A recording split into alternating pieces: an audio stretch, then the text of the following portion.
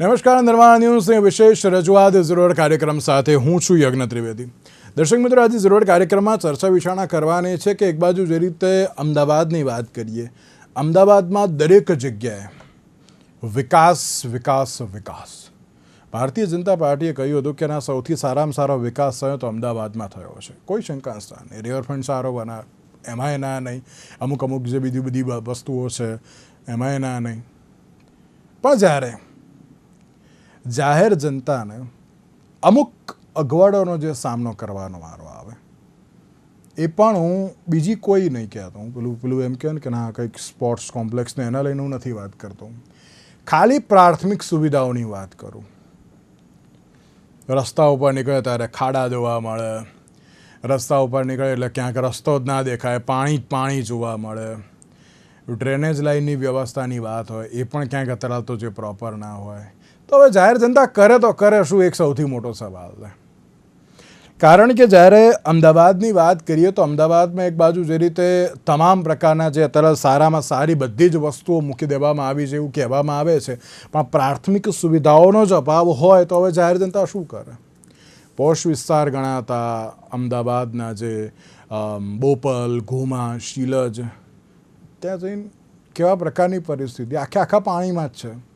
પેલી storm water drainage line કેવું કંઈક નાખવાના હતા, બહુ મસ્ત. પેલું કંઈક હશે 1000-1200 કરોડના ખર્ચે કે 200 કરોડના ખર્ચે, પણ એમાં કોઈ રિઝલ્ટ ના જોવા મળ્યું આ વખતે. એટલે હવે આમાં સવાલ એ છે કે હવે આમાં શીખવા અત્યારે તો તંત્રને શું મળ્યું, મારે તો એની ઉપર આજે ચર્ચા કરવાની છે. કારણ કે પેલું કહે ને, કમ્પ્લેન્ટ્સ તો મેં બહુ બધી કરી. હું ગઈકાલની કરતો આવ્યો છું, એટલે જ્યારથી વરસાદ ચાલુ થયો ને ત્યારથી કરતો આવ્યો. 10 વર્ષમાં મારી 1000 કરતાં વધારે ડિબેટ મારી આની ઉપર જ હશે, ક્યાંક હું એમ કહું તો ચાલે. પણ તો પણ હજુ સુધી કોઈ નિરાકરણ આવ્યું નથી. મારે આજે તેની ઉપર ચર્ચા વિચારણા ફરી એકવાર કરવી છે. તેની ઉપર ચર્ચા વિચારણા કરવા માટે અમારી સાથે જોડાઈ ગયા છે ભાવિકભાઈ રાજા, કે જેઓ સામાજિક કાર્યકર્તા છે, સ્નેહલભાઈ જોશી, કે જેઓ ભારતીય જનતા પાર્ટીના પ્રવક્તા છે, અને સંજયભાઈ બારોટ, કે જેઓ કોંગ્રેસ પાર્ટીના પ્રવક્તા છે. આ ત્રણનું સૌથી પહેલાં તો સ્વાગત છે. ભાવિક તો ડિબેટ કરીને થાક્યા. હવે તો એમ થાય છે ને કે ના, હવે તો હવે પેલું કહે ને કે હવે શું કરું કે શું નહીં, ક્યારે સમજશે, શું સમજશે. પણ ભાવિકભાઈ પેલું એમ કહેતા હતા ને કે ના, છેલ્લા 2 અઠવાડિયાથી આપણે દરેક લોકો વાત કરતા હતા. હું એ કહેતો હતો કે ક્યારે અમદાવાદમાં વરસાદ આવે.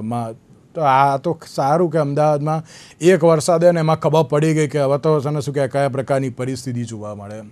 પણ ભાવિકભાઈ એવું લાગે છે કે તંત્રએ હવે તો શીખવાની બહુ જરૂર આવી ગઈ છે. હવે આમાં તો તંત્રએ શીખવાની સાથે સાથે હવે એમ કહેવાય કે સમય હવે આવી ગયો છે કે ભાઈ હવે તમે શીખી જાઓ. નહીં શીખો તો પછી પેલું કહે ને કે ના, દર વખતે આની આ જ સિચ્યુએશન અત્યારે તો જોવા મળશે. અને ભાવિકભાઈ 2 જ દિવસમાં, અને એમાં પણ જો હું શરૂઆતની વાત કરું તો શરૂઆતના માત્ર 12 કલાકમાં 12 ઇંચ વરસાદ જે પડ્યો, કે જેમાં આખા અમદાવાદની પરિસ્થિતિ તમે પણ જાણો છો, હું પણ જાણું છું, સ્નેહલભાઈ પણ જાણે છે, સંજયભાઈ પણ જાણે છે. કઈ રીતે જોઈ રહ્યા છો આ તંત્રની અણઘડ વહીવટને? યજ્ઞભાઈ, એક ઇતિહાસના પુસ્તકમાં શરૂઆતમાં જેવું લખ્યું છે કે માનવીય ઇતિહાસમાંથી એટલું જ શીખવાનું છે કે માનવી ઇતિહાસમાંથી કશું શીખ્યો નથી. એટલે તમે કહો છો એમ વાત સાચી છે કે ઘણા વર્ષોથી આપણે જોઈએ છે કે વરસાદ પડે અને આ પ્રકારની પરિસ્થિતિ ઊભી થાય અને ફરી પાછા આપણે ચર્ચા કરીએ છીએ. પણ એમાંથી વહીવટી તંત્ર કંઈ શીખતું હોય અને એને લગતું માન લો કે કોઈ પોઝિટિવ કામ કંઈ કરતું હોય એવું કશું જ દેખાતું નથી. ઉલટાનું એવું થાય છે કે પેલા કરતા પણ વધારે અણઘડતા જોવા મળે છે, પેલા કરતા વધારે એમાં બેદરકારી જોવા મળે છે. એટલે દર વખતે વાત થાય છે કે પ્રી મોન્સૂનની કામગીરી થાય છે, કેચપીટો સાફ કરવામાં આવે છે, રસ્તા વ્યવસ્થિત કરવામાં આવે છે, ગટરો સાફ કરવામાં આવે છે, પણ એ બધી વાતો આપણે સાંભળીએ છીએ પણ નથી ક્યાંય જોતા, અથવા તો વરસાદ પડ્યા પછી એની કોઈ અસરો પણ કોઈ જગ્યાએ જોવા મળતી નથી.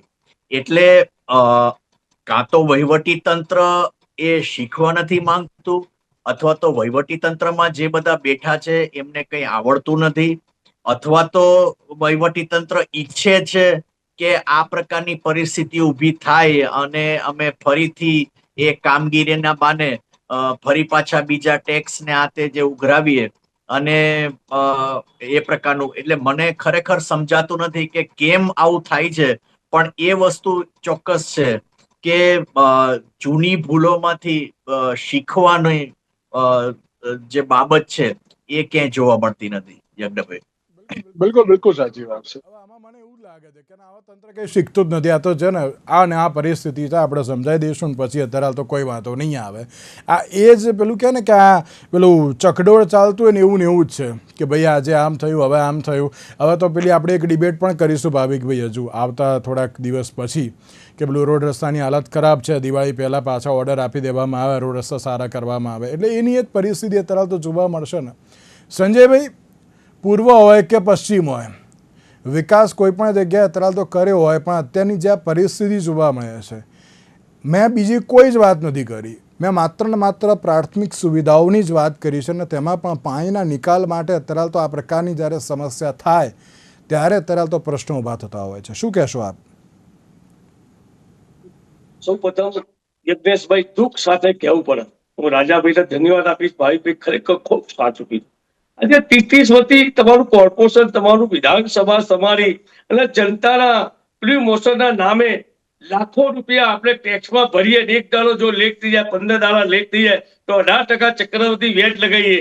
મારો વેપારી સેટ લેટ થઈ જાય, રાતોરાત સીલ વાગી જાય. આજે મારા વેપારીનું કરોડો રૂપિયાનું નુકસાન થયું. અને આજે 30 વર્ષે તમારા મારા ડિબેટ કરવી પડે, પણ ભારતીય જનતા પાર્ટીના નેતાઓ એમના અવનગત વહીવટના કારણે કેવું પડે છે. પેલી મોસમ માત્ર એસી ચેમ્બરમાં બેહાય છે. પેલી મોસમ એટલે લોકો શું કહેવા માંગે છું એ ખબર નહીં પડી. એક પણ ગટરો સાફ નથી થતી. ધારો કે અંડરબ્રિજ એમ કહે છે 1-2 ઇંચ વરસાદ પડે તો તમામ અંડરબ્રિજ બંધ પડી જાય, એમના પંપો બંધ પડી જાય. આ કારણ કેમ કે ચંદાલો ધંધાલો એમના માની ત્યાં મને ત્યાં કોન્ટ્રાક્ટરો ને એમના માની ત્યાં અધિકારીઓ માત્ર ધંધાની આપલે ચાલી છે. 30 વર્ષે આપણે તો વર્ષાને તમે જો 1.5 મહિનો યજ્ઞેશભાઈ, 1.5 મહિનો પ્રી મોસમ પછી 1.5 મહિનો અમદાવાદ શહેરમાં વરસાદ જ નતો પડ્યો. અને પૂર્વ પશ્ચિમ આપે કીધું, પૂર્વની અંદર સાહેબ હજુ 2-3 ઇંચ વરસાદ પડ્યો. ભૂતકાળમાં 20 ઇંચ વરસાદ પડ્યો હતો તો આવી ખરાબ હાલત થતી જોઈ. પણ આજે હું શરમ સાથે કહું છું, ભારતીય જનતા પાર્ટીના નેતાઓ લાજવાની જગ્યાએ ગાજી દે છે. સાહેબ પશ્ચિમ વિસ્તાર આજે કરોડના 3-3 કરોડના બંગલાઓ, આજે બંગલા છોડી ધ્રુવ ઉપર જવું પડે. જ્યાં સીએમ હોય, એમના મેયર હોય, કેન્દ્રના ગૃહમંત્રીના વિસ્તારમાં જો આવી દશા હોય તો મને લાગે છે ભારતીય જનતા પાર્ટીના નેતાઓએ રાજીનામું આપવું છે. તાત્કાલિક કમિશનર સાહેબનું રાજીનામું જવું જોઈએ. કેમ કે આપણે કરોડો રૂપિયા, લાખો રૂપિયા ટેક્સ કોણ આપીએ છીએ? અમદાવાદ મ્યુનિસિપલ કોર્પોરેશન નામે સંપૂર્ણ વ્યવસ્થા એમની ફેલ ગઈ છે.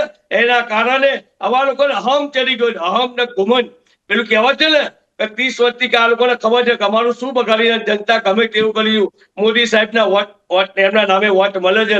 એટલે કશું ની 2 દાડા ડિબેટ ચાલશે, મીડિયા બતાવશે. હવે તો થોડું માનતા હતા તો માત્ર જૂઠું જોરથી બોલું, વારંવાર બોલું. અને દર ચોમાસે આપણે ડિબેટ કરી પડે. અને પૂર્વના પટ્ટો તો સાહેબ હજી મારો ઇન્ડિયા કોની વોર હોય 4 દિવસ પહેલા ઇન્ડિયા કોની વોરની અંદર મારો જે વિસ્તાર છે એ વિસ્તારમાં રાતે વિડીયો બનાવી 2 ઇંચના વરસાદમાં લોકોના ઘરોમાં પાણી ઘૂસ્યા. હજી અમદુપુરા પટ્ટો કહું ત્યાં ઢીચણ સુધી પાણી ઘૂસી ગયા. આવિષ્કારના ચેરમેન જયંતિભાઈ હોય કે તેના મારા આગેવાન જસવંતભાઈ ઠાકોરનો ફોન, સંજયભાઈ જુઓ આ દશા જુઓ.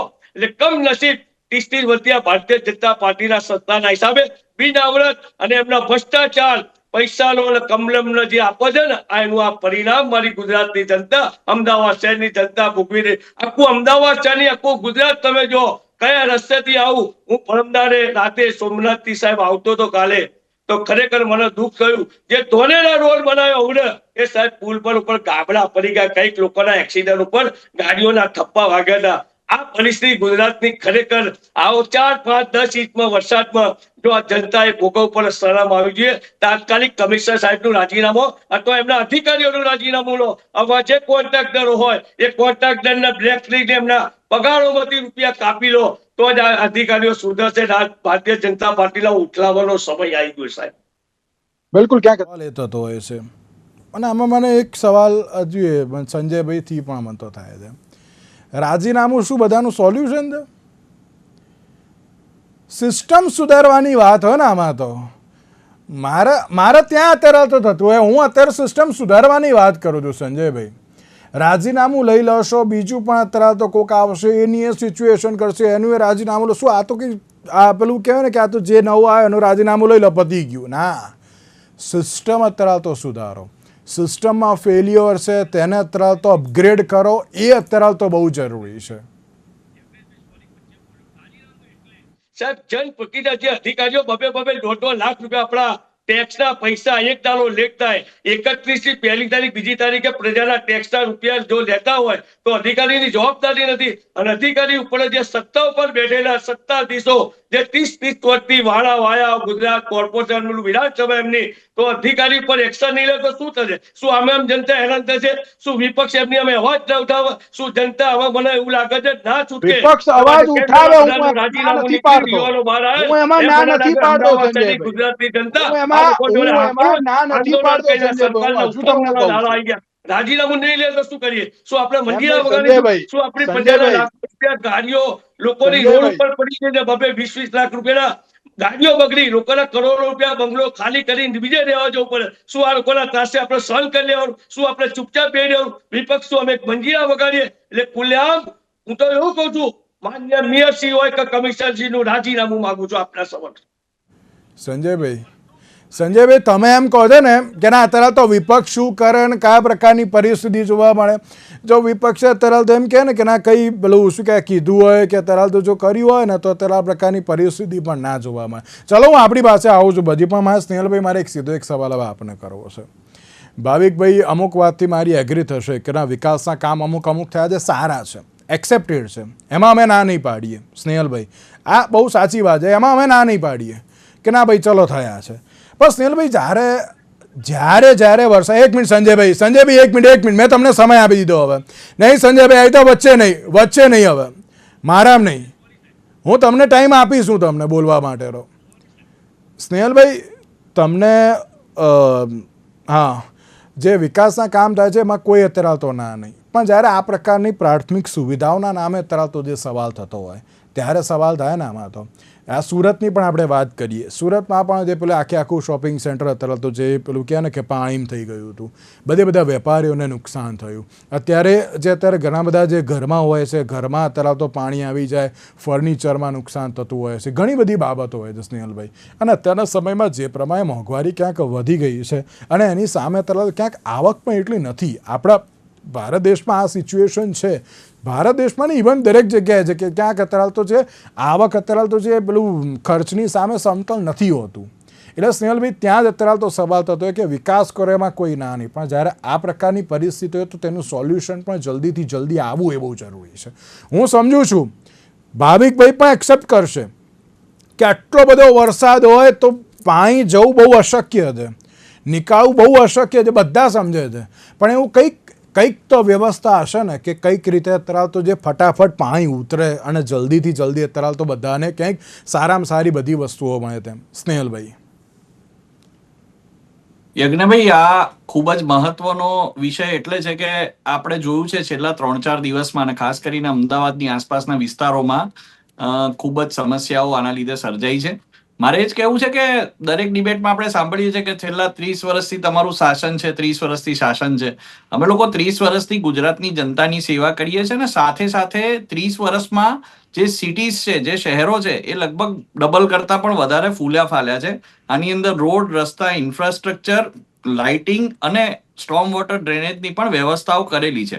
હવે યજ્ઞભાઈ, જ્યારે કોઈ પણ સિટીની સ્ટ્રોમ વોટર ડ્રેનેજની વ્યવસ્થા થાય છે તો છેલ્લા 30 વર્ષના રેકોર્ડ પ્રમાણે ગણીને થાય છે. એટલે અમદાવાદની વાત કરીએ તો 24.5 એટલે 1 ઇંચ વરસાદ 1 કલાકમાં પડે તો ડ્રેન થઈ જાય એ પ્રકારની સુનિયોજિત વ્યવસ્થા ઓલરેડી ઇન પ્લેસ છે. હવે ઇન્ડિયન મેટિયોલોજીકલ ડિપાર્ટમેન્ટના અહેવાલો જો આપણે જોઈશું તો એનું કહેવું એ છે કે ગ્લોબલ વોર્મિંગના લીધે વરસાદની પેટર્ન ચેન્જ થઈ છે.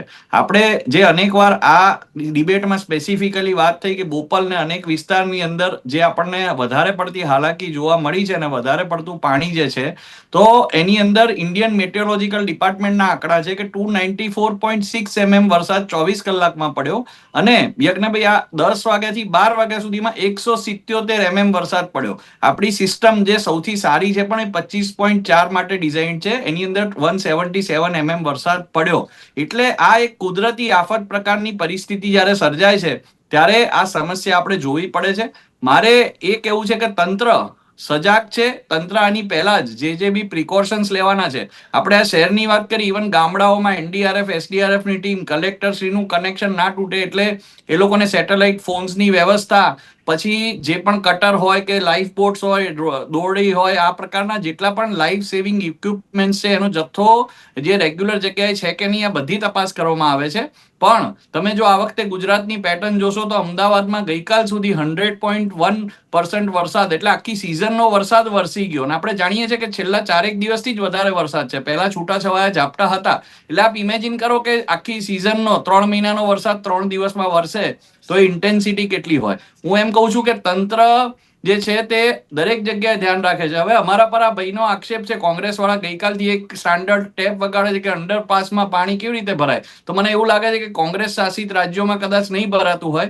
એ હું તપાસ કરીશ કે એ લોકોએ એવી કોઈ ટેકનોલોજી શોધી હોય કે અંડરપાસમાં એક પણ ટીપું પાણી ના જાય, તો એ એક અજાયબી કહેવાય. એટલે આમાં આક્ષેપબાજી કરતા તમે જો જોશો ને યજ્ઞભાઈ, બોપલ, હા એ જ કહું છું, બોપલ, બાકરોલ, જોધપુર આ બધામાં 415, 408 એવો વરસાદ છે કે જે આપણી સિસ્ટમ જે ડિઝાઇન થઈ છે એના કરતા વધારે છે. એટલે સોલ્યુશન આનું એ જ છે અત્યારે કે જે સિસ્ટમ છે એ સારી રીતે ચાલે. એટલે આ જે પાણી છે એ કદાચ અડધો કલાકના બદલે 1 કલાકમાં પણ એ ઓસરી જાય અને જે લોકો છે ત્યાં રાહત મળે. આજે આપણે જોયું કે શહેરમાં બધી જ જગ્યાએ ઘણો બધો ટ્રાફિક, હું પણ મારા વ્યવસાયના કામથી જ્યારે બહાર નીકળ્યો હતો તો મેં જોયું કે ટ્રાફિક જે છે તે સુચારુ રૂપે ચાલે છે. એવું કોઈ જગ્યાએ કોઈ એવી હોલ્ટ નથી. પણ જે તમે શરૂઆત કરી ડિબેટની કે આની અંદરથી તંત્ર શું શીખશે, તો મને એમ લાગે છે કે અમે લોકો ઓલવેઝ એક સ્ટુડન્ટ જેમ શીખતો હોય છે એમ લોકોની સુખાકારી માટે શું સારું કરવું એ સતત ચેન્જ કરતા રહીએ છે.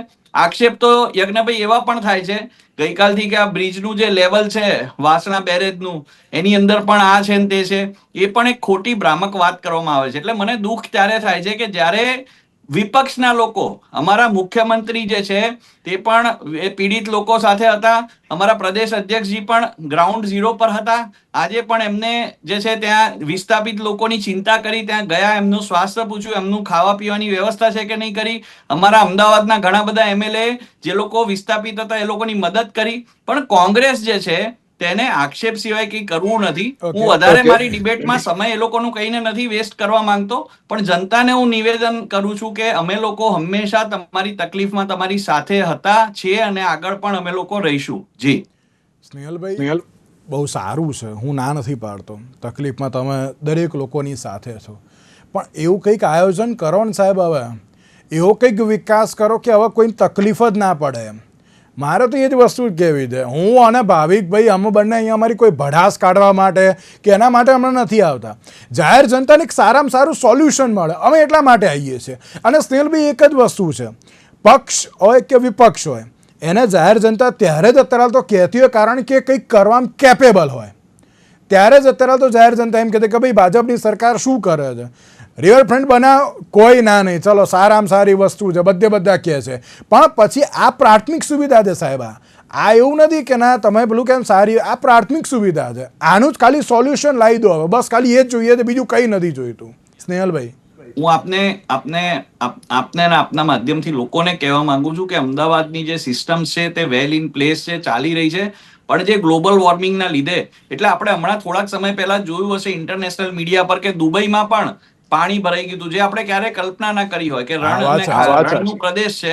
પછી ન્યુયોર્ક, ન્યુજર્સી જેવા વિકસિત શહેરો જે આપણે કહીએ તો એની અંદર પણ પાણી ભરાવાની સમસ્યાઓ જે છે તે અનફોર્ચ્યુનેટલી થતી હોય છે. એટલે આ જે કુદરતનો કહેર છે એની સામે બચવાનો પ્રયાસ આપણે સતત કરતા રહીએ છીએ. પણ 1-2 કલાક કે 3 કલાક માટે આ જે સમસ્યા જે સર્જાઈ છે તે પણ ના થાય તેના માટે કેટલી સિસ્ટમ ઓપ્ટિમાઇઝ કરી શકાય છેલ્લા 30 વર્ષ. વાત છે સ્નેહલભાઈ, હું આપને રોકું છું.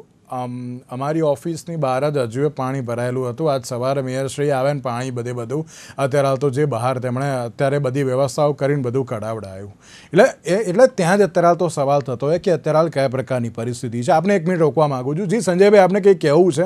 અને સાથે એક સવાલ સંજયભાઈ આપને એ પણ કે અત્યારની જે આ પરિસ્થિતિ સામે આવી છે અને એમાં પણ ક્યાંક જે એમ કહેવાય ને કે જે પરિસ્થિતિ કહી શકાય કે મોટાભાગના વિસ્તારમાં પાણી નિકાલ માટે અત્યારે તો જે સમસ્યા જોવા મળી રહી છે, પણ સંજયભાઈ આગામી સમયમાં આક્ષેપ પ્રત્યાક્ષેપ રાજીનામું એ બધાથી કંઈ નહીં થવાનું, બધા ભેગા મળીને સોલ્યુશન લાવવું પડશે હવે.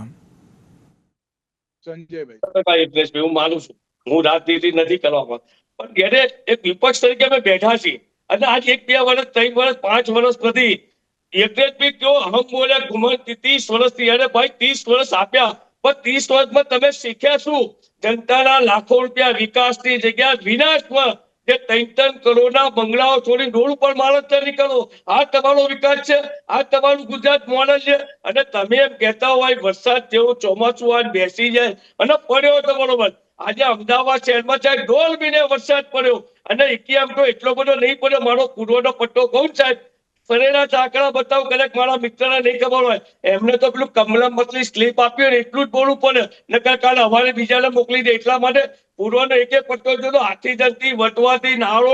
તમે તમારી ચિંતા કરો, અમારા ત્યાંથી કોણ આવે છે તમારો વિષય નથી સંજયભાઈ.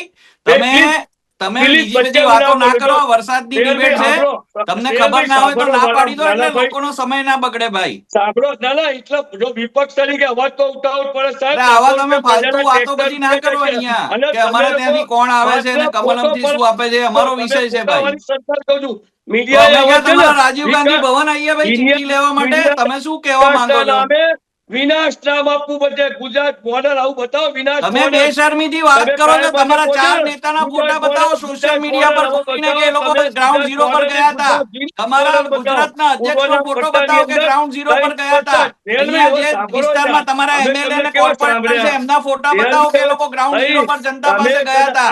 એ લોકો એક કેચ પીટ જોયો છે કે નહીં, અંદરથી ડોકું કરીને નીચે જોયો છે કે નહીં એ પણ નથી ખબર. તમે આ બધી વાતો રહેવા દો. રાજીનામા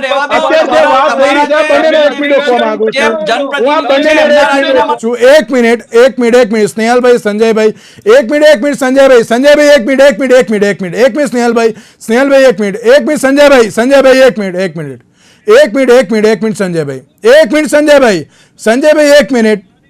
એક મિનિટ સંજયભાઈ, મેં પહેલા જ કહ્યું, સંજયભાઈ એક મિનિટ સંજયભાઈ, આ રીતે ડિબેટ ના હોય. મેં પહેલા જ કહ્યું કે મારે જાહેર જનતાના જે કોઈ મુદ્દાઓ છે ને સોલ્યુશન પર વાત કરવી છે. પછી ભાજપની સ્ક્રિપ્ટ ક્યાંથી આવી ને આ બધું મારે અહીંયા નથી કરવું. એ એમનો અત્યારે એમના પક્ષનો જે પણ છે બધી વાતો એમના પક્ષની છે અને તમારી પણ તમારા પક્ષની વાત છે. મારે અહીંયા જાહેર જનતાના સોલ્યુશનની વાત જોઈએ છે, ના મારે કોઈ આક્ષેપ પ્રત્યાક્ષેપ જોઈએ છે. એટલે સંજયભાઈ જે તમારે નહીં એક મિનિટ સંજયભાઈ, તમે અત્યારે હાલ તો એમ ના કહો કે ના ભાઈ ભાજપની શું સ્ક્રિપ્ટ છે ને એ બધું એ તમારે કોઈ લેવા દેવા નહીં. એમણે મને સોલ્યુશનની વાત કરી, મેં સ્નેહલભાઈ જોડે સોલ્યુશનની વાત કરી, એમણે સોલ્યુશનની વાત મારી જોડે કરી, જે પણ છે. એટલે સોલ્યુશનની વાત કરો. આમાં મારે કોની સ્ક્રિપ્ટ છે, કયો પક્ષ શું કરે છે, મારે કોઈ લેવા દેવા નહીં. જાહેર જનતા ક્યાંક અત્યારે તો ભરમાય છે, જાહેર જનતા અત્યારે તો ક્યાંક નુકસાન ભોગવે છે, એનું મારે અત્યારે તો જવાબ જોઈએ છે. મારે બીજી કોઈ વાત નથી કરવી. સંજયભાઈ બોલું યજ્ઞેશભાઈ, એટલા માટે 100% હું પોતે કહું છું તમારી સાથે સોલ્યુશન. પણ સાહેબ સોલ્યુશન 1 વર્ષ 2 વર્ષ 5 વર્ષ 10 વર્ષ 30 વર્ષે તમે સોલ્યુશન માંગશો? તમે લાખો રૂપિયા દર વર્ષે આપણે તમારા માટે ડિબેટ કરવાની. આ જનતાના ટેક્સના લાખો રૂપિયા શું પાણી નાખવાના? શું કરોડો રૂપિયાના મકાનો જો રોડ પર મારી પબ્લિક આવી જાય અને 1.5 મહિના વરસાદ પછી આ લોકો જો સુધરતા હોય, તંત્ર ના સુધરતું હોય તો શું પ્રજાને આપણે હેરાન કરવાની અને એમની વાત જ સાંભળવાની? એ